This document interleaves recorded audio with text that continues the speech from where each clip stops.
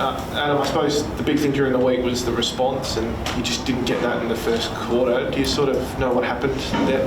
Yeah, we got jumped a fair bit in that first quarter.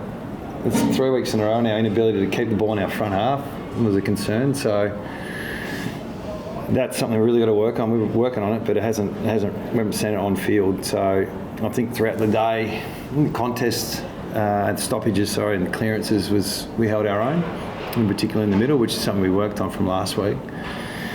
And we had the same amount inside 50s. So there's some things there that we like, as opposed to last week, we were like nothing.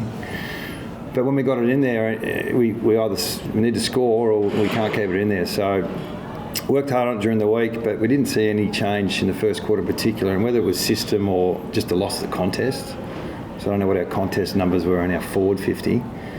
But if we don't get that right, it makes it hard to delay the game. And I thought Melbourne, rebounded really well from our front half. So I think they ended up kicking 2 goals from stoppages and 3 goals from our forward 50. So we're pretty clear what we're going to get better at. Yeah.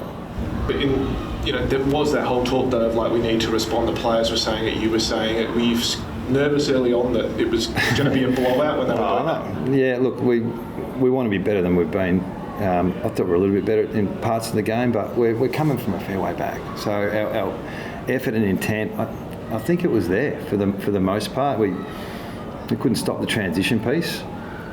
So yeah, I'm not happy, but I'm not throwing my hands in there saying what was that either. So I think we lost the second half by a goal maybe. We had 24 forward half turnovers. So we did some things there that we'll take some positives from, but not good enough. And we played Melbourne 6 games ago, so you can sort of ask the question, what's the difference? So we'll keep working on that. But if we're not dominant around the contest and clearances, we're struggling.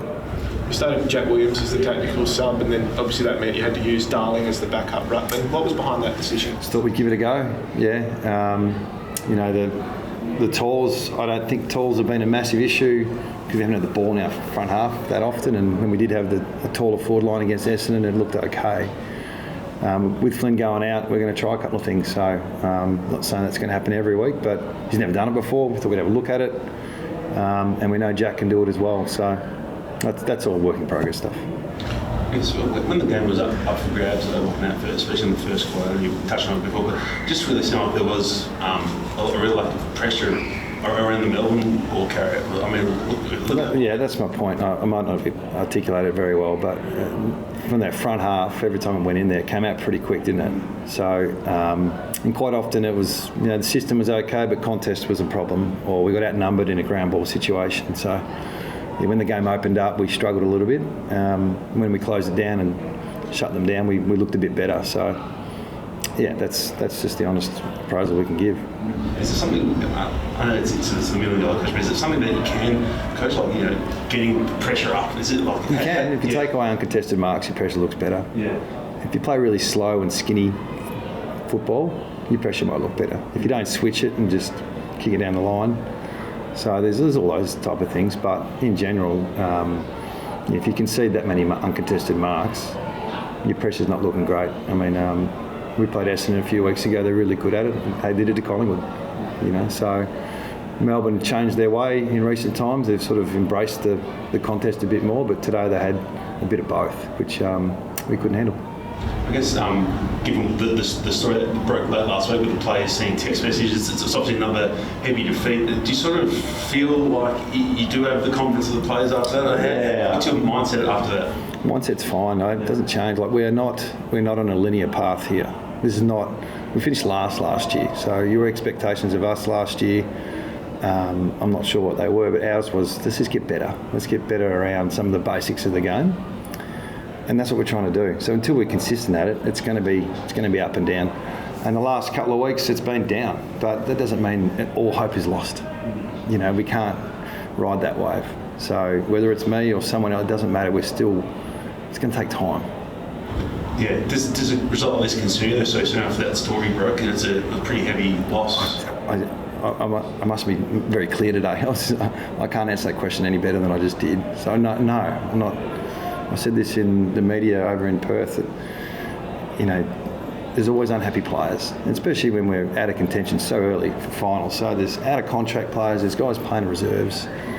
There's always someone who's disgruntled. We can't apologise for trying to get better. So you'd be pretty upset if everyone was really happy. So we'll keep working on it. We'll stay resilient, try and lead as best I can, and I hopefully I've answered that as well as I can. Any injuries today? Yeah, McGovern's been sent to hospital with, I don't know, but it's some sort of rib or lung issue. So just going to make sure he can fly. Unfortunately, I think that's the second time that's happened to him in the last 3 weeks. So hopefully it's not the same area, but he's a bit sore. How did that one happen? I don't know. I was in the middle of the ground. There was a pretty big collision. It was the hip and shoulder. So. During the week, I suppose there was questions about selection and whether you were going to make sweeping changes after the loss last weekend. You didn't, and then sort of lose this weekend. Is that something you've now got to look at? You said you weren't going to do knee-jerk reactions to those, but 2 weeks in a row, do you have to look at that now? Yeah, it's a fair question. Looking at the depth of our list and the availability and who's available and their form. So there's just play the young players and just get them in there and see how they go, which we've done for a large part. But they've got to have a bit of form as well. But I think we need to make a couple of changes. So we'll look at that as the week goes through. Some will be forced and some will be more about our direction. So this is probably a period where we explore different avenues of different positions, different players. So 7 games to go. So we'll keep looking at that, try and get the mix right. Okay. Sorry. Just how important is it to respond now at home next week where you've had a patch of pretty good footy, but you haven't been good for a little bit there? Yeah, I suppose you've got every right to ask, well, what's your response? But the answer's going to be the same. Like, we just want to get better at the basics. I thought we coughed the ball up a lot today. So the pressure that Melbourne put on, we sort of coughed up and they handled pretty well. So we need to work on the fundamentals of the game. And that won't change whether we win by 10 points or lose by 10 goals.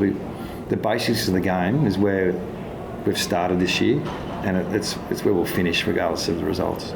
I just want to ask, just earlier, you touched on whether it's you or whether it's another coach, it's going to be hard to regardless, but, recent, AFL history, when the team performs this poorly over an extended period, coaching changes can happen, unfortunately. Can. But do you feel confident that it will be the long term? Yeah, look, I answer this question a lot back home, so yeah, I don't change. I'm here to do a job as best I can, and I'll do that until I get tapped on the shoulder. So it's not that's not really in question. So I sort of know how long the road's going to be. I'm up for it, but if the club's not, then they're not. So that's fine. I'm okay with my football mortality. It's okay. What did you make of the physicality shown by Melbourne on Harley Reid today? Last time I think he loves it. I think Harley loves the physicality.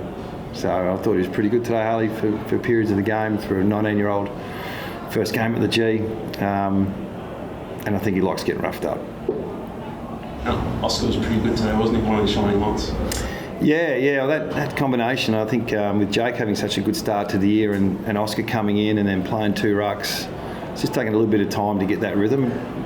Having 30 inside 50s last week's hard to judge that, but today we saw another probably step forward for Oscar. But, with our supply, we probably didn't get bang for buck. I don't know how many deep entries we had, but we only kicked 2 or 3 goals from those deep entries, and we think for us to sustain our defence, we've got to get in pretty deep. So, yeah, Oz, I think he made 3 or 4 shots a goal today. But, yeah, there's still some work to do there with the rest of the forwards.